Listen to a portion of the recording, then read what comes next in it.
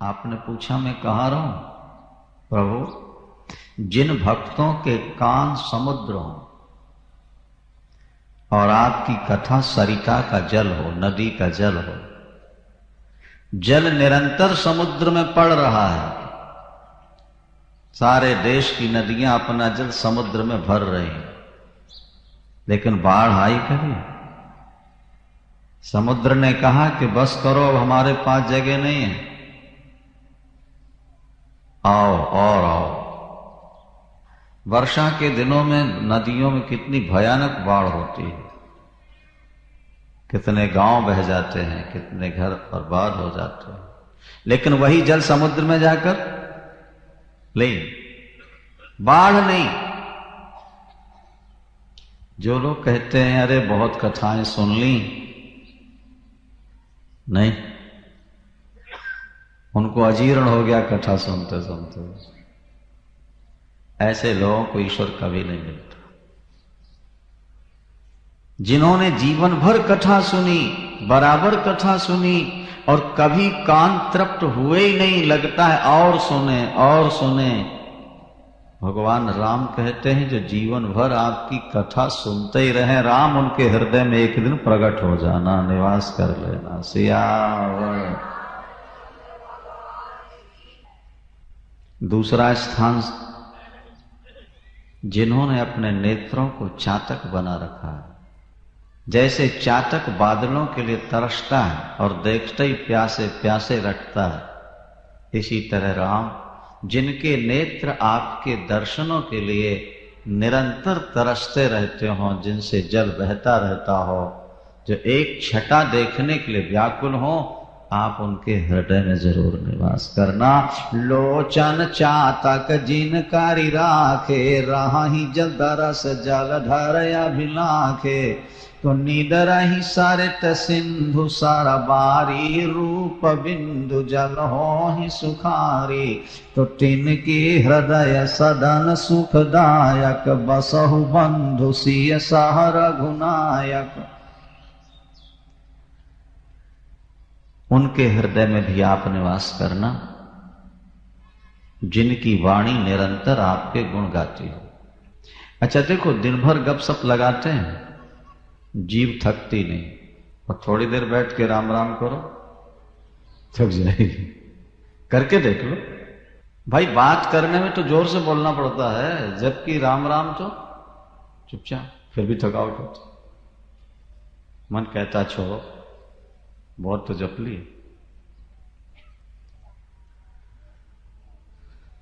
लेकिन महर्षि वाल्मीकि कहते हैं कि जिन्होंने अपनी जिह्वा को हंसनी बना दिया, आपका चरित्र ही मानसरोवर है, आपके दिव्य गुण ही उसमें मोती है। जैसे हंसनी मोती चुगती रहती है, इसी तरह जिसकी जिह्वा निरंतर आपके गुण रूपी मोती चुगती रहती हो, नाम रूपी अमृत पीती रहती हो, उसके हृदय में आप डेरा जमा लेना। प्रभु सियावर।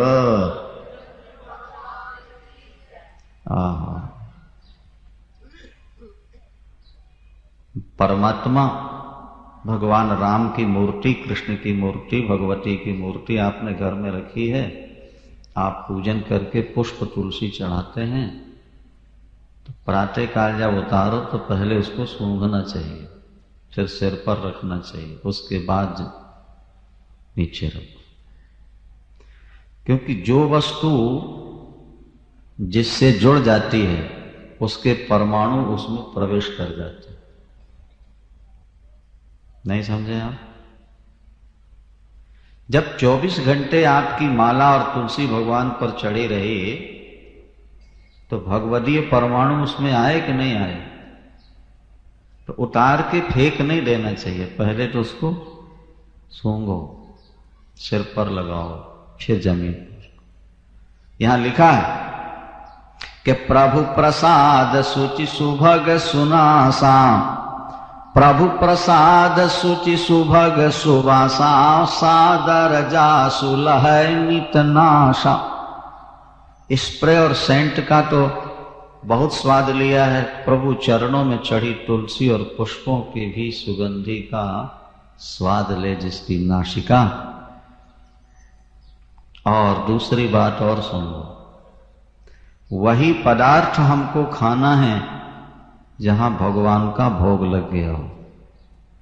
जिस पदार्थ का भगवान को भोग नहीं लग सकता, भक्त उसको ग्रहण नहीं कर सकता। तो तुम ही निवेदित भोजन करही, प्रभु प्रसाद पट भूषण धरही। आपके पास कोई जेवर आया है, साड़ी सूट आया है? नहीं, पहले प्रभु के सामने रख दो, रखे रहे वो घंटे 2 घंटे, दिन 2 दिन, फिर उठाकर उनको प्रसाद समझ के पहन लो।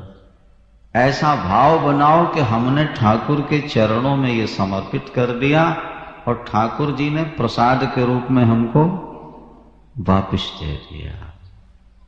अब ये सामान्य आभूषण वस्त्र नहीं है, ये तो प्रभु प्रसाद है।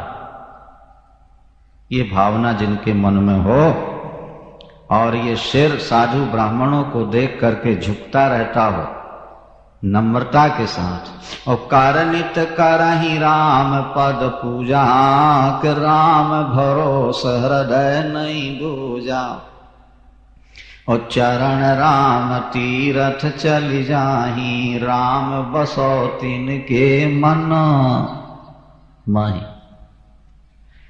हाथ प्रभु की सेवा करते रहें, माला जपें, ठाकुर की सेवा करें, माता पिता की सेवा करें। 84 लाख योनि में इतने बढ़िया हाथ किसी को भगवान ने दिए, न ऐसी बुद्धि दी है और न ऐसे हाथ दिए। तो परमात्मा ने हाथ तो दिए थे सेवा करने के लिए, हम सेवा तो करते नहीं, पाप करते रहते। हाथों से बहुत पाप होते हैं महाराज, और जब ज्यादा पाप होते हैं तो परमात्मा फिर काट के पैर जोड़ देता है। भजन बिना बैल बिरानो हुई है, 4 पांव सिर सींग गूंग मुख तब कैसे गुण गई है। भजन बिना बैल बिरानो हुई। इंसान जब भजन नहीं करता तो अगले जन्म में बैल, 4 पांव हो जाते हैं। दीवाने मन भजन बिना दुख पाइए। अरे मन सावधान हो जा, तुझे पैर मिले हैं तीर्थों में जाने के लिए और हाथ मिले हैं सेवा करने के लिए। जो हाथों से सेवा करें और चरणों से तीर्थ में जाएं, प्रभु उनके मन में आप जरूर निवास करना। और मंत्र राज नित जपें तुम्हारा, पूजें तुम्हि सहित परिवारा, और तुम तर्पण होम करें विधि नाना, विप्र जिमाय देहि बहुदाना, और तुम ते अधिक गुरु ही जिय जानी, सकल भाय सेवै सन्मानी, सब कर मांगै एक फल। क्या? राम चरण रति हो मन मंदिर, तेहि के बसहु सिय रघुनंदन दो। जिसने गोविंद से ज्यादा गुरु को महत्व दिया, जो निरंतर परमात्मा का नाम जपते हैं परिवार के सहित, तर्पण और हवन करते रहते हैं और ब्राह्मणों को भोजन करा के दान देते रहते हैं, प्रभु उनके मन में निवास करते रहे। और काम को मद मान न लोभा, लोभ न क्षोभ न राग न द्रोहा, कि जिनके कपट दंभ नहीं माया, तिनके हृदय बसौ रघुराया। 14 स्थान संक्षिप्त है ये व्याख्या, एक एक स्थान की बड़ी लंबी है। भाव यही कि हमारी इंद्रियां परमात्मा की सेवा में समर्पित हो जाएं, तभी इनकी शुद्धि हो। अंत में महर्षि वाल्मीकि ने कहा, प्रभु ये तो आध्यात्मिक स्थान बता दिए, अब भौतिक स्थान यह है कि चित्रकूट परम पवित्र भूमि, वहां आप निवास कीजिए। भगवान राम मुनिवर को प्रणाम करके चित्रकूट प्रस्थान करते हैं और वहां कामदगिरी आप लोग दर्शन करेंगे। चित्रकूट कामदगिरी जहां भगवान राम ने निवास किया। आज भी चित्रकूट के ये पत्थर साक्षी दे रहे हैं कि यहां भरत और राम का मिलन हुआ था। आज पत्थरों में भगवान राम के चरण स्पष्ट बने हैं और भरत के। ऐसी करुणा थी भरत के हृदय में कि राम और भरत जब मिलने लगे, इतना प्यार था राम के हृदय में भरत के प्रति कि जब दोनों गले मिले तो पत्थर मोम की तरह पिघल गए और चरणों में चिन्ह बन, चरणों के चिन्ह बन गए पत्थर। दर्शन करो, चित्रकूट में तो जरूर जाना चाहिए, रहना चाहिए।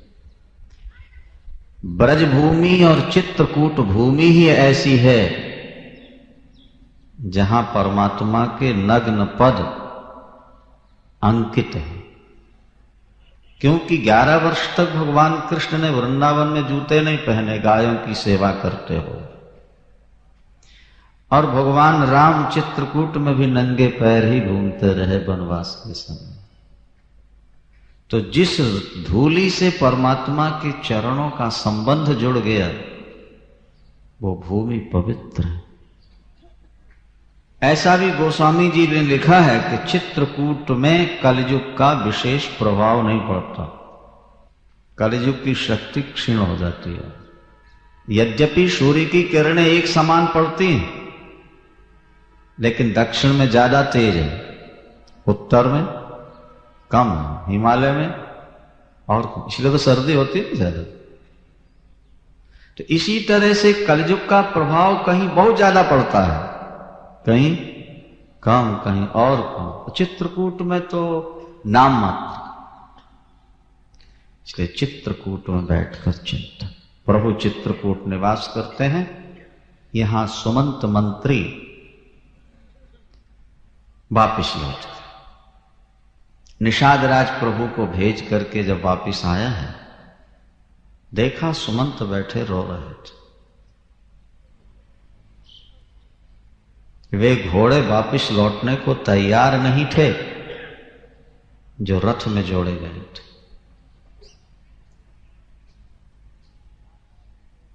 निषाद राज ने देखा घोड़ों की आंखों से टप टप आंसू गिर रहे। उन्होंने घास खाना बंद कर दिया। वो दक्षिण की ओर देख देख करके हिनहिनाते हैं, मानो रोते हैं। देख दक्षिण दिशि है हिहिनाही और जन बिनु पंख बिहग अकुलाई। जैसे बिना पंख का पक्षी छटपटाए।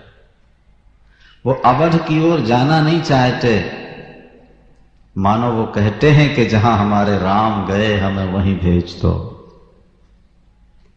निषाद राज रो पड़ा। क्या सोच के रोया कि जासु वियोग विकल पशु ऐसे, जासु वियोग विकल पशु ऐसे, तो प्रजा मातु पितु जीवें कैसे। जिनके वियोग में पशुओं का ये हाल है, उनके माता पिता वियोग में कैसे जीवित हो।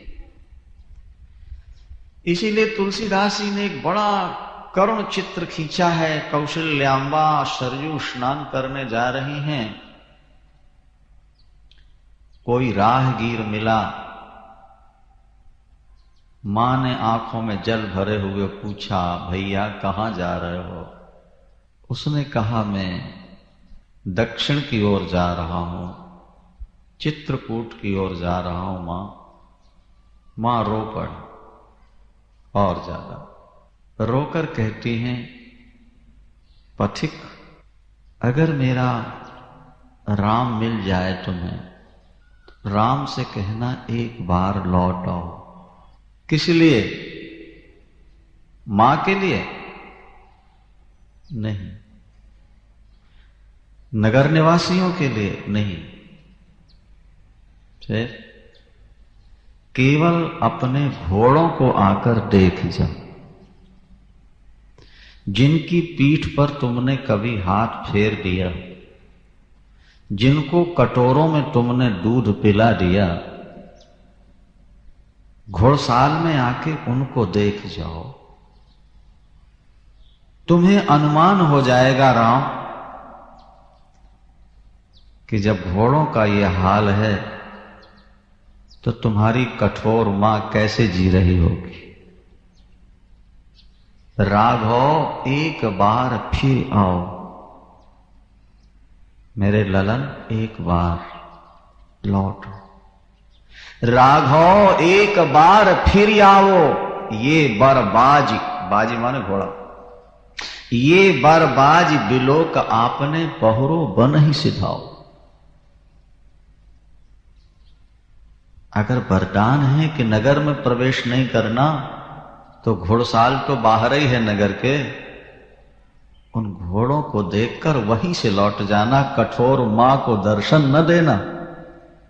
पर देख तो जाओ जरा अवध आकर के राम, तुम्हारे वियोग में यहां के पशु पक्षियों का क्या हाल है।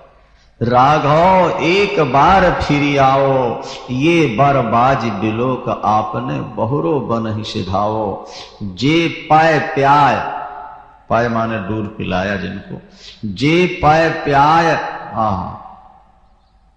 पहुंच कर पंकज बार बार चिचुकारे। किम जीवे मेरे राम लाडले, ते अति निपट दुखारे। भरत सौगुनी सार करत हैं, अति प्रिय जान तिहारे। तदपि दिनहु दिन होत झावरे, मनहु कमल हिम मारे। सुनहु पथिक जो मिलहि राम बनो, कहियो मातु अंदेशो। आहा, तुलसी मोहि और सब हिनते, इनको बड़ो अंदेशो। राघव एक बार फिर आओ। घोड़ों की दशा, जासु वियोग विकल पशु ऐसे, प्रजा मातु पितु जीवेंगे। और सुमंत जब वापिस लौटे महाराज, तो उनकी क्या दयनीय स्थिति थी। बोले फिरो बने कि जिम मूर गंवाई। कोई व्यापारी 1,00,000 2 लाख रुपया लेकर व्यापार करने गया, इस उद्देश्य से कि साल 2 साल में दुगना करके लौटाऊं। कई वर्ष रह करके जब वो लौट रहा है तो प्रॉफिट साथ नहीं था, जो पूंजी लेके गया था वो भी गंवा बैठा। अब उस व्यक्ति से पूछो कि जो पूंजी भी गंवा करके घर आ रहा है 5 वर्ष बाद, उसकी क्या स्थिति है। तो सुमंत तो प्रॉफिट क्या, पूंजी भी छोड़ के आ गए ना। प्रॉफिट तो ये था कि घुमा के ले आऊंगा, मुझे यश मिलेगा, नहीं, लेकिन वो तो पूंजी भी गंवा।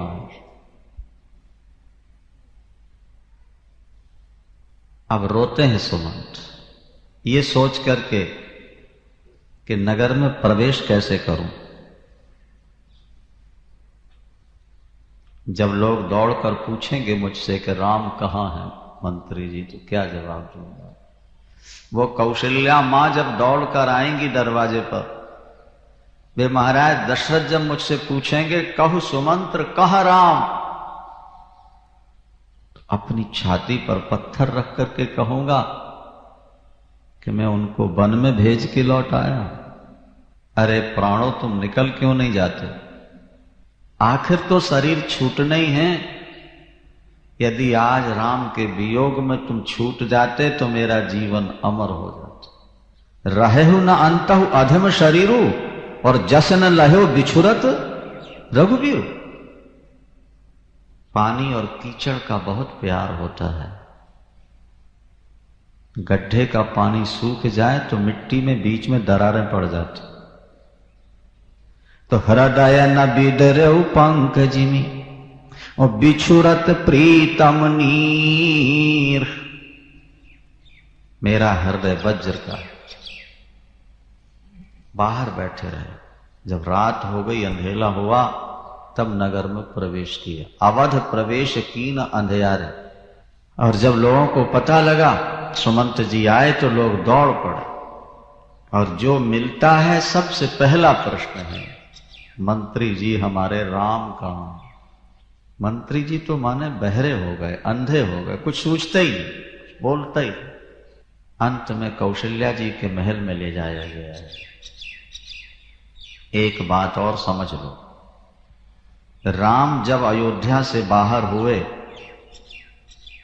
तो महाराज दशरथ भी कैकेयी के महल से बाहर हो, वो कौशल्या के महल में आ गए और उन्होंने कह दिया, जीते जी तो क्या, मरने के बाद भी मेरी लाश पर कैकेयी की दृष्टि नहीं पड़नी चाहिए।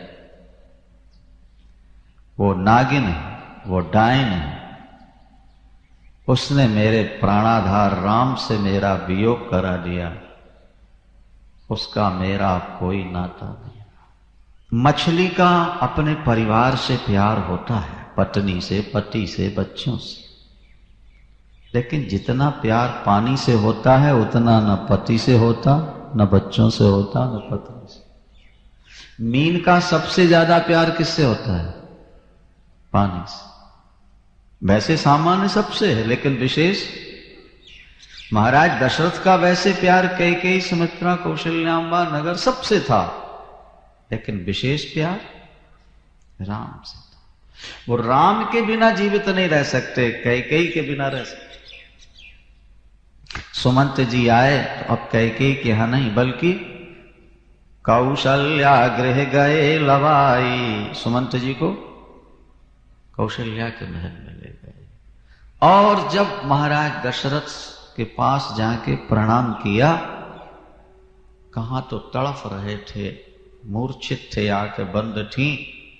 सुमंत जी प्रणाम कर रहे हैं, पता नहीं शक्ति कहां से आ गई, उठकर बैठे महाराज दशरथ और एकदम पकड़ लिया सुमंत्र को। कहु सुमंत्र कहाँ राम, आने फेर की बन ही सिधाए, सुनत सचिव लोचन जज। दुखी होकर महाराज दशरथ ने पूछा, कहु सुमंत्र कहाँ राम, सुमंत जी मेरे राम कहाँ, लौटा के ले आए आप? क्या बोले? सुमंत के भी आंखों से टप टप अश्रु गिर रहे थे। समझने में देर नहीं लगी, राम नहीं लौटे। मेरे राम का संदेश मुझे सुना दो। इस कठोर पिता को, इस कामी पिता के लिए राम ने क्या कहा? कामांध होकर मैंने अपने प्यारे राम को घर से निकलवा दिया। सुमंत ने भगवान राम का संदेश दिया, भगवती जानकी का भी दिया, और यही कि 14 वर्ष पूर्ण होते ही हम वापस आ जाएंगे। पिताजी, पुत्र से धर्म बड़ा है, भावना से कर्तव्य ऊंचा है। भावना के प्रवाह में बह जाने से कर्तव्य अपना छूट जाता है। मैं 14 वर्ष पूर्ण होते ही आपके श्री चरणों का दर्शन करूंगा। सिया ने भी यही कहा है, पति के बिना नारी का जीवन नहीं है, मेरी ओर से प्रणाम कहिएगा। लक्ष्मण जी ने कुछ कटु वचन कहे थे, लेकिन राम ने मना कर दिया है, इसलिए वो बता नहीं सका। इतना कहते कहते सुमंत्र ने कहा, मैं आपन किम कहो कलेशु, के जियत फिरो लय राम संदेशु। महाराज, मैं अपनी पीड़ा का वर्णन कैसे करूं? मेरा हृदय लोहे का, वज्र का, मैं राम का संदेशा लेकर के वापिस आया। बस महाराज दशरथ एकदम जमीन पर गिर गए। बड़ा करुण विलाप। रामायणों के आधार पर महाराज दशरथ से राम जी का केवल 6 दिन का वियोग हुआ है। रामनवमी के दिन राज्याभिषेक का विचार उठा है, मंत्रणा है, और 10वीं को प्रातः काल वनवास हुआ है, और पूर्णिमा को सुमंत जी वापिस लौट के आए। कितने दिन हो गए? 6 दिन। 6 बार राम राम कह करके दशरथ जी ने शरीर कैसे छोड़ा। और 6 दिन के वियोग में वो क्या कहते हैं? हा रघुनंदन प्राण पीड़िते, हा रघुनंदन प्राण पीड़िते, कि तुम बिन जियत बहुत दिन बीते। हा जानकी, हा जानकी लखन हा रघुवर, हा पितु हित चित चाटक जलधर। हा रघुनंदन प्राण पीड़िते, तुम बिन जियत बहुत दिन। देखो 6 दिन का वियोग है, लेकिन महाराज दशरथ कहते हैं कि तुम बिन जियत। महाराज दशरथ कैसे रो रहे? हा रघुनंदन प्राण पीड़िते, हा रघुनंदन प्राण पीड़िते, तुम बिन जियत बहुत दिन। हा जानकी लखन हा रघुवर। कौशल्याम्बा चरणों में हाथ लगाती हैं, आंसू पोंछती हैं और कहती हैं कि धीरज धरियत पाई पारू, और नाही तो बूढ़ा ही सब परिवार। राम का वियोग ये शोक का समुद्र है। अयोध्या उसमें नौका है। आप केवट, कौशल्या जी समझाते, अगर मझधार में केवट पतवार छोड़ दे तो परिणाम क्या होगा? नौका डूब जाएगी। महाराज धैर्य धारण कीजिए, राम जल्दी लौट आएंगे। दशरथ जी ने कहा, कौशल्य, जिस पापी शरीर ने कामांध होकर अपने राम को वनवासी बना दिया, उस शरीर को रख करके हमने क्या करूं? अब मैं अपना कलंकी शरीर रखना नहीं चाहता। सो तनु राखी करब मैं कहा, कि जेहि न प्रेम पन मोर निवाहा। तापस अंध शाप सुधियाई, और कौशल्य ही सब कथा सुनाई। क्या याद आ गया? श्रवण के माता पिता का अभिशाप। श्रवण के माता पिता, श्रवण मातृपितृ भक्त था। आज भी जब किसी का बेटा बहुत लायक होता है तो लोग कहते हैं ये तो आपके घर श्रवण कुमार आ, नहीं? और नालायक हो जाए तो लोग कहते हैं धुंधकारी आ गया है। श्रवण की एक विशेषता थी, उसने पत्नी से ज्यादा माता पिता को महत्व दिया था। पत्नी को महत्व देने वाले तो करोड़ों मिलेंगे, लेकिन पत्नी से ज्यादा माता पिता को महत्व देने वाले अंगुलियों पर गिनने लायक ही होंगे। जिसने माता पिता और गुरु से प्यार कर लिया उसका जीवन यशस्वी हुआ, उसको भविष्य में हमेशा शांति मिली। पत्नी से प्यार न करो ऐसा शास्त्र नहीं कहते। हां, जरूरत से ज्यादा न करो ये जरूर कहते। क्या? अपने जीवन का सारा प्यार पत्नी को ही दे दो ऐसा शास्त्र मना करते। शास्त्र कहते हैं कर्तव्य की ओर दृष्टिपात करो, भावना के प्रवाह में बह मत जाओ। पत्नी का प्यार पुराना हो जाता है, लेकिन माता पिता का प्यार कभी पुराना नहीं होता। ये आप ध्यान दें। कहानी बड़ी लंबी है, मैं संक्षेप में आपको सुना दूं। श्रवण कुमार के माता पिता अंधे थे, वो कुछ कर नहीं सकते थे, लेकिन श्रवण था। उसे पूजा पाठ का तो ध्यान था नहीं, पत्नी से भी उतना प्यार नहीं था उसका। प्यार केवल माता पिता से था। पत्नी से भी बार बार यही कहता था, मेरी सेवा में भले कोई त्रुटि रह जाए, लेकिन मेरे माता पिता की सेवा में कमी ना है। और पत्नी ऐसी विचित्र थी महाराज कि उसने एक हंडी बनवाई थी मिट्टी की, जिसमें बीच में दीवार थी। एक हंडी और हंडी के बीच में दीवार, और एक तरफ तो दूध में चावल डाल के पकाती और दूसरी ओर छाछ में चावल डाल के पकाती। रंग तो दोनों का एक ही होगा ना।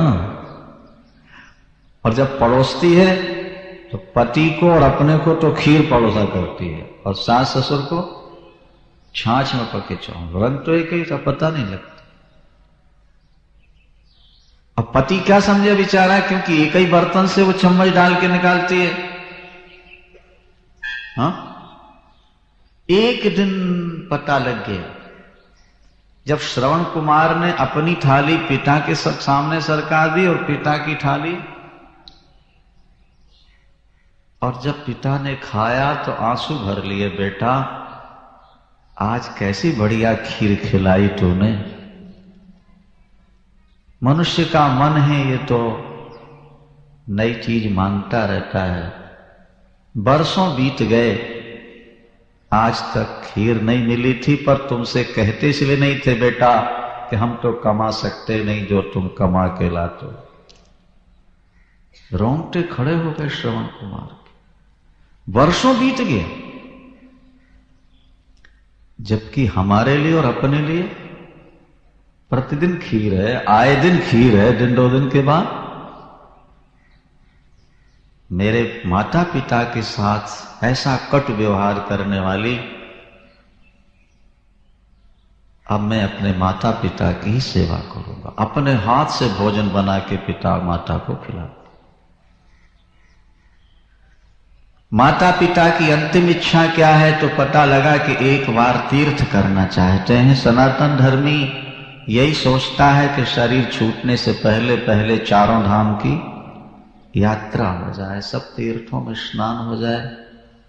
पर बेटा हम अंधे हैं, उन दिनों तो कोई सवारियां नहीं थी ना। गरीब व्यक्ति क्या करे। जैसे कांवड़ रखी जाती है कांधे पर, कांवड़ में अपने माता पिता को बैठा ला और पैदल लेकर के चले। भाई अंधे हैं, चलेंगे तो ठोकरें लगेगी ना रास्ते में, इसलिए कांवड़। समझो भैया, चारों धाम की यात्रा। पत्नी को छोड़ दिया है घर में, चल भिक्षा मांग के भोजन कराना है और कांधे पर लेके चलना है। उनके खाने पीने की व्यवस्था, उनके कपड़े धोना, उनके चरण दबाना, कांवड़ में लेके चलना और फिर पैर उनके दबाना। भाई थका कौन होगा?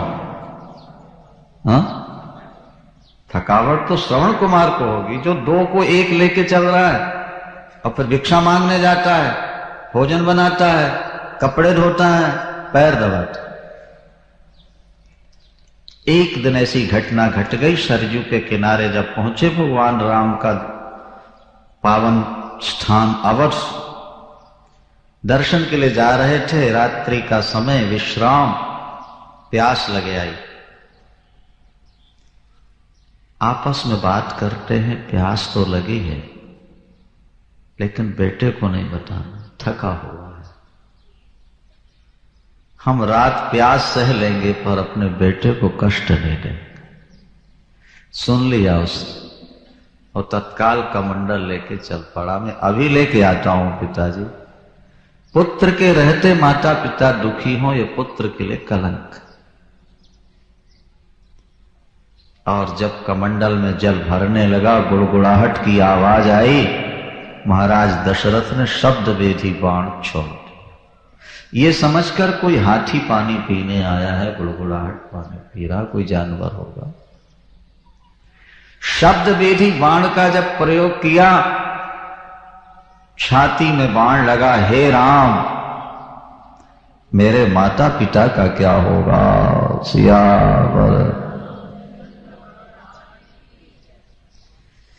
मेरी पत्नी और पुत्रों का क्या होगा या मेरा क्या होगा। नहीं, पहला वाक्य निकला, मेरे अंध माता पिता का क्या।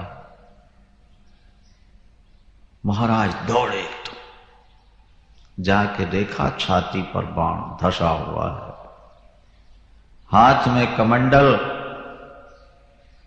राजन मुझे अपनी मृत्यु का भय नहीं, मेरे माता पिता प्यासे हैं,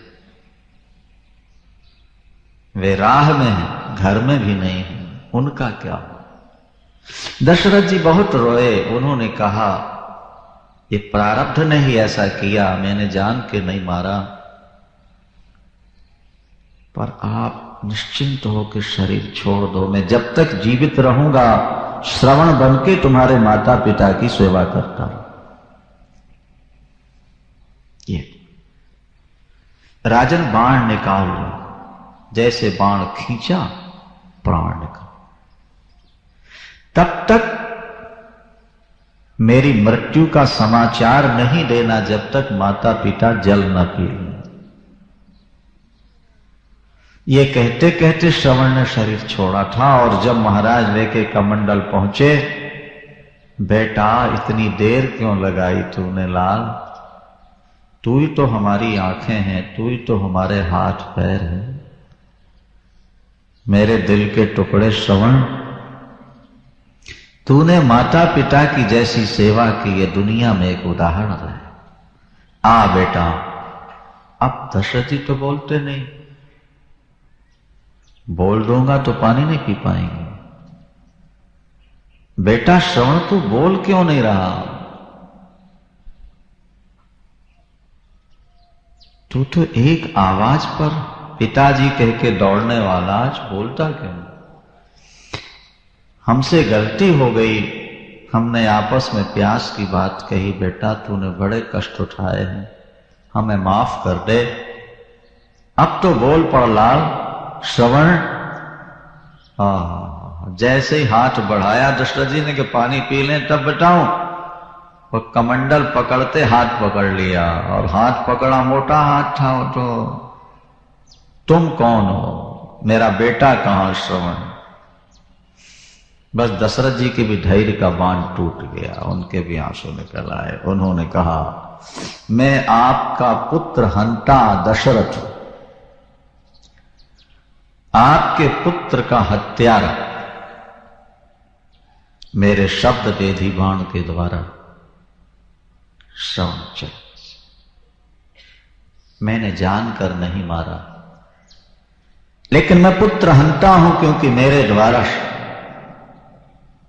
पर मैं जब तक जीता रहूंगा आपकी सेवा करूंगा, आपको पुत्र का अभाव खटकने नहीं दूंगा। एक बार आप जल पी लीजिए। श्रवण की अंतिम इच्छा थी कि माता पिता जल पी लें तब समाचार था। अब जल कहां, अब तो जहां मेरा बेटा गया है वहां मुझे भेज दो दशरथ, देर मत करो। आज सही अर्थों में हमारी आंखें गईं, आज हमारे हाथ पैर टूट गए। विधाता हमको सरजू के किनारे मौत दे देता, हमारे श्रवण को वापस भेजता। हमारे कारण हमारी पुत्र वधू विधवा हो गई, हमारे कारण हमारा बेटा परलोकवासी हुआ। सारे दोषों के कारण हम हैं। अब हमको जल्दी जाने दो जहां हमारा बेटा गया है। हम जीवन भर सेवा करेंगे आपकी। दशरथ जी ने कहा तो माता पिता ने कहा सबसे बड़ी सेवा यही है कि लकड़ी ला दो, इकट्ठी कर दो, इससे बड़ी और कोई सेवा नहीं। काष्ठ संचित किए गए हैं और आग लगी है, और दोनों माता पिता उस चिता में बेटे के वियोग में समा गए हैं। लेकिन समाने से पहले उनके मुख से अभिशाप निकल गया। जैसे हमें जाना पड़ रहा है राजन, एक दिन तुम्हें भी ऐसे जाना पड़ेगा। वो अभिशाप था। तो तापस अंध शाप सुधि आई, अरे तापस अंध शाप सुधि आई, और कौशल्य ही सब कथा सुनाई। अब मैं जीवित नहीं रहूंगा। हा रघुनंदन प्राण पीड़िते, तुम बिन जियत बहुत। देखो कौशल्य, मेरा राम आ गया। भावाभिष्टन उन्माद, पागलपन जैसा होता। ऐसा लगता था जैसे राम दरवाजे पर खड़े, राम राम कह के दौड़ते और खंबे से लपट जाते थे राम समझ के। एक उन्माद की स्थिति होती है, ऐसा लिखा है शास्त्रों में। जब किसी का ज्यादा वियोग समा जाए ना मन में, तो जहां दृष्टि डालो उसकी शक्ल नजर आए, बहुत ज्यादा है तब। अंत तो गत्वा महाराज दशरथ ने अपना शरीर छोड़ दिया है। राम राम कही, राम कही, और राम राम कही राम, तन परिहरि रघुबर बिरहो, राव गयो सुरधाम सियावर राम।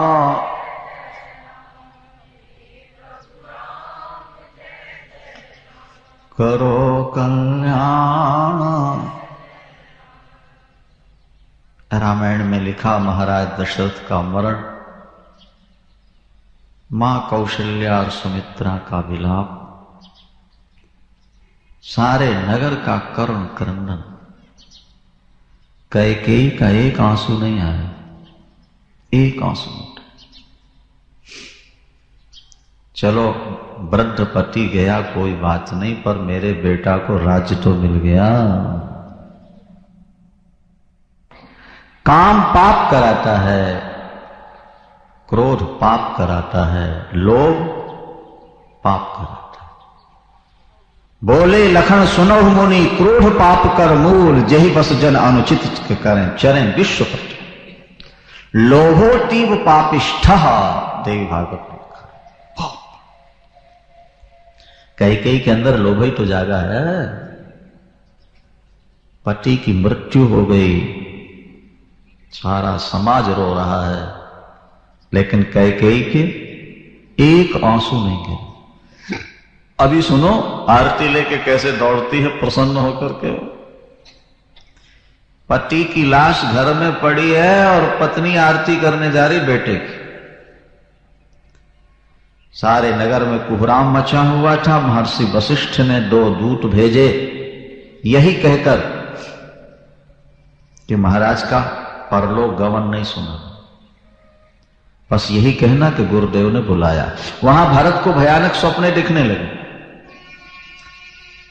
प्रातःकाल उठ के भरतलाल जी भगवान शंकर का पूजन कराते हैं, रुद्राभिषेक कराते हैं, और भगवान से वर मांगते हैं कि हमारे राम ठीक हो, हमारे पिताजी ठीक हो। तब तक धावन पहुंचे आए, धावन पहुंच गए। गुरुदेव ने बुलाया है। तत्काल मामा से आज्ञा लेकर के भरतलाल दोनों चलो। मन में बड़ी व्याकुलता है। संदेश वाहकों के आंसू निकलते हैं तो पसीना पोंछने के बहाने वो पोंछ लेते हैं, बता कुछ नहीं। भरत के मन में बड़ी व्याकुलता है, अनेक प्रकार के भाव उठ रहे हैं। ऐसा लगता है कि मेरे पंख होते तो मैं पहुंच गया होता। जब सरजू के किनारे आए महाराज, तो सरजू की धारा में रोने की आवाज आ रही थी। हर हर। भरतलाल जी ने मां कौशल्या से भगवान शंकर की सौगंध उठाते हुए कहा कि मां, राम के वनवास में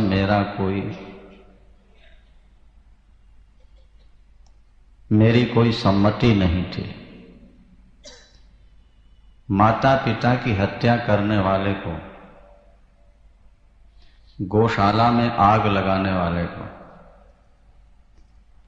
मित्र और राजा को जहर पिलाने वाले को जो पातक लगते हैं वो मुझे लगे अगर इसमें मेरी किसी प्रकार सम्मति हो।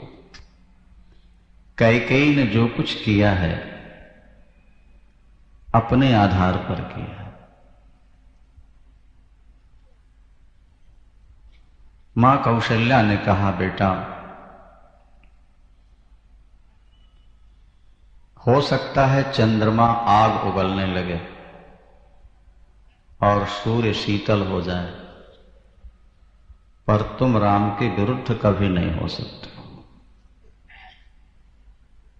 चित्रकूट में तो भगवान राम ने यहां तक कह दिया था कि जो व्यक्ति तुम पर कुटिलता का आरोप करेगा उसका लोक बिगड़ेगा और परलोक बिगड़ जाएगा। उरयानत तुम पर कुटिलाई के जाय लोक परलोक नशाई, और उसका लोक और परलोक दोनों बनेंगे, उसके लोक और परलोक दोनों बनेंगे जो तुम्हारे नाम का स्मरण कर लेगा। मिटिहई पाप प्रपंच सब अखिल अमंगल भार, लोक सुजस परलोक सुख सुमिरत नाम तुम्हार। अंत में महर्षि वशिष्ठ ने शांतनादि उपदेश देते हुए सरयू के किनारे चिता का आयोजन हुआ है। चंदन की चिता बनाई गई महाराज दशरथ की। ऐसा लग रहा था जैसे स्वर्ग में सीढ़ी लगा दी गई हो।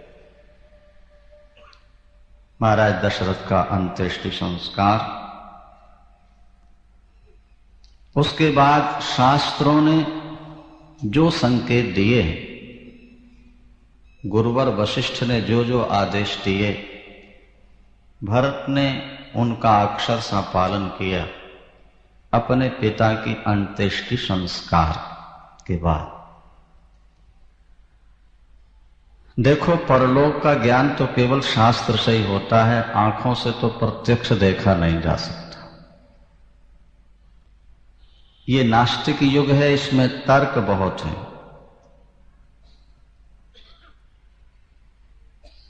वैसे भी हमारे यहां नास्तिकों का जो सबसे बड़ा आचार्य हुआ है उसका नाम है चारवाक,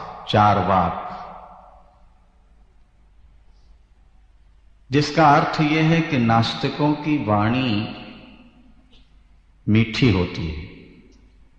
वे ऐसे तर्क रखते हैं कि आस्तिकों की श्रद्धा डिग जाती है, पर उनकी बात अपने को सुनना ही नहीं चाहिए।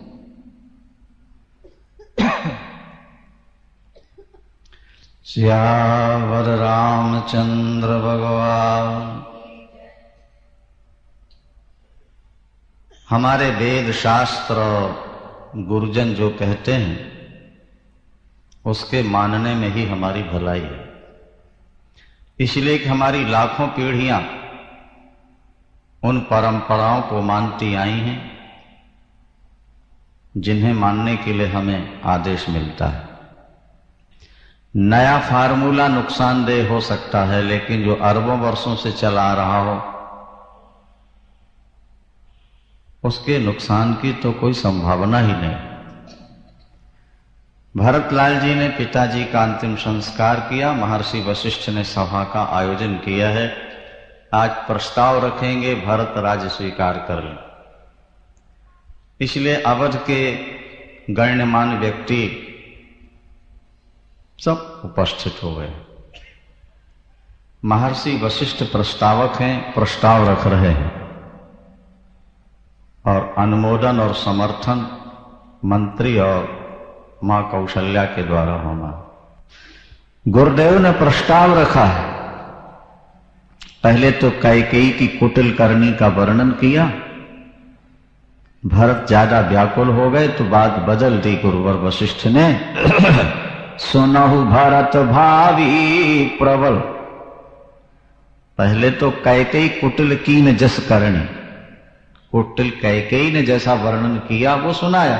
तो भरत को सुनकर पीड़ा हुई कि मैं उस मां का जाया हूं जिसने मेरे प्रभु को वनवासी बनाया।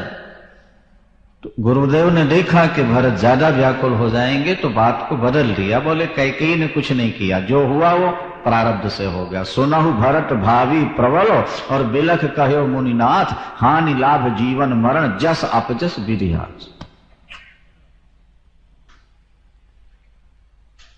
लेकिन प्रभु राम जाते जाते ये बोल गए थे कि भरत राज्य स्वीकार कर लेंगे। महाराज दशरथ को भी शांति मिलेगी और राम बड़े प्रसन्न होंगे। इस समय ये अयोध्या एक नौका है जो राम के विरह समुद्र में लड़खड़ा रही है। महाराज दशरथ चले गए, पतवार पड़ी है नौका में और नौका लड़खड़ा रही है। यदि केवट बनकर भरत ने पतवार संभाल ली तो इस नौका को किनारा मिल जाएगा, नहीं शोक समुद्र में डूब जाए। मंत्री इसका अनुमोदन करेंगे। सभी मंत्रियों ने खड़े होकर अनुमोदन कर दिया। इस प्रस्ताव का हम हृदय से अनुमोदन करते हैं और भरतलाल जी को राज्य स्वीकार कर लेना चाहिए। समर्थन मां कौशल्या के द्वारा। मां कौशल्या ने उठकर कहा, बेटा भरत, राम वनवासी हो चुके हैं, पिता स्वर्गवासी हो चुके हैं। मेरे लिए भरत और राम दोनों आंखों के समान हैं। यदि भरत राज्य स्वीकार कर लें तो सिंहासन पर बैठे भरत को मैं राम के रूप में देख पाऊंगी, मेरा हृदय शीतल होगा। मेरी दृष्टि में भरत और राम दोनों एक। बेटा इस समय धैर्य धारण करके राज्य स्वीकार करो। आप वशिष्ठ जी को ऐसा लगा कि प्रस्ताव का अनुमोदन समर्थन तो हो चुका, भाई कोई विरोधी हो तो वो अपनी बात कह सकता है। एक भी आवाज नहीं आई, एक भी हाथ नहीं उठा कि हम भरत के विरोध में कुछ कहना चाहते। हम कहा करते हैं कि अवध में राम के विरोध में तो 2 वोटें थी। अगर वोटिंग होती ना उस समय नहीं तो विरोध में कितनी वोटें गिरती? 2। कौन कौन सी? मंथरा और। लेकिन भरत के लिए अगर वोटिंग होती तो देखो भगवान से भक्त बड़ा हो गया कि नहीं हुआ? बोलो सिया।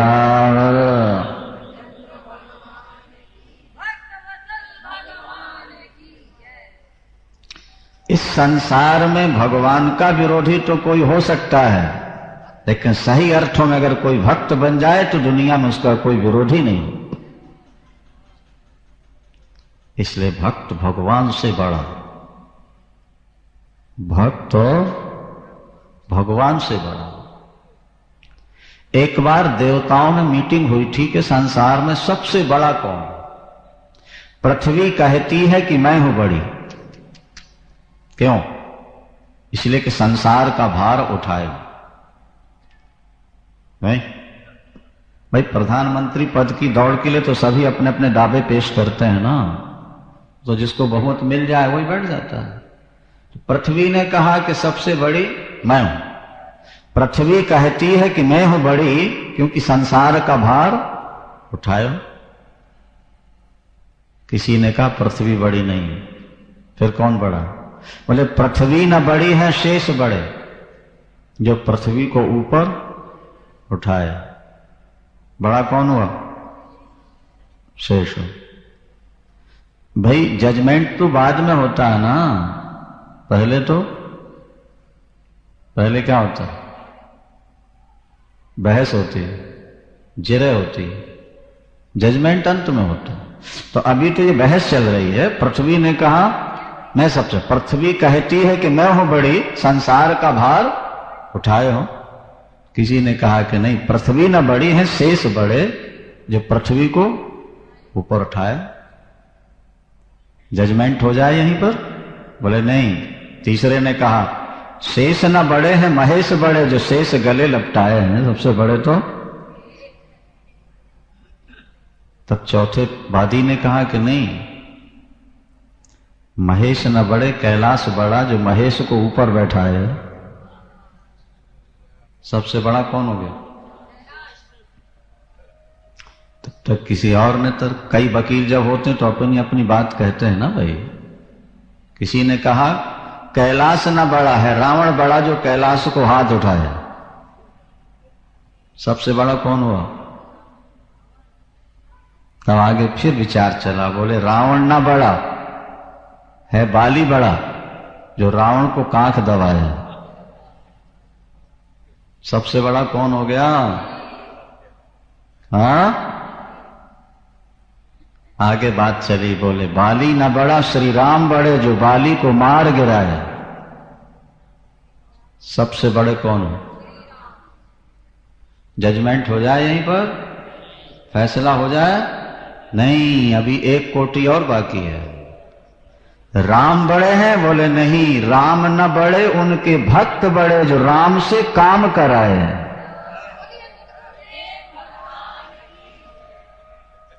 भगवान बड़ा नहीं है, बड़े तो भक्त हैं।